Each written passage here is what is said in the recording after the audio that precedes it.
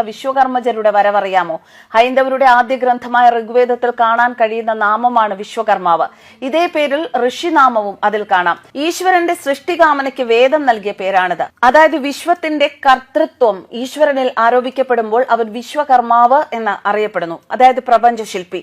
പ്രപഞ്ചത്തെ സൃഷ്ടിച്ചവനും എല്ലാറ്റിലും വ്യാപിച്ചു കിടക്കുന്നവനുമായ ഈ വിശ്വകർമാവ് വികാരങ്ങൾ, ബുദ്ധി, ഇച്ഛാശക്തി, ഭാവന എന്നിവയിൽ പരിപൂർണമാക്കപ്പെട്ടുകൊണ്ട് ജീവികളുടെ ഹൃദയത്തിൽ എപ്പോഴും വസിക്കുന്നു എന്നും ഇത് തിരിച്ചറിയുന്നവർ അനശ്വരരാകുന്നു. വേദങ്ങളിൽ വിശ്വകർമ്മ സൂക്തങ്ങളുണ്ട്. ഋഗ്വേദം 10-ാം മണ്ഡലം 81-82, യജുർവേദം അധ്യായം 17, അഥർവവേദം 2-ാം കാണ്ഡം സൂക്തം 35, അഥർവവേദം 6-ാം കാണ്ഡം സൂക്തം 122 എന്നിവ ലോക സൃഷ്ടാവായ വിശ്വകർമാവിനെ സ്തുതിച്ചുകൊണ്ടുള്ള സൂക്തങ്ങളാണ്. ഭൗവന വിശ്വകർമാവ്, ഭൃഗു, അങ്കിരസ് എന്നിവർ വിശ്വകർമ്മ സൂക്തങ്ങൾ ദർശിച്ച ഋഷിമാരാണ്. ഹിരണ്യഗർഭൻ, പ്രജാപതി തുടങ്ങിയ പേരുകളിലും ചില സൂക്തങ്ങളിൽ വിശ്വകർമാവിനെ വാഴ്ത്തുന്നുണ്ട്.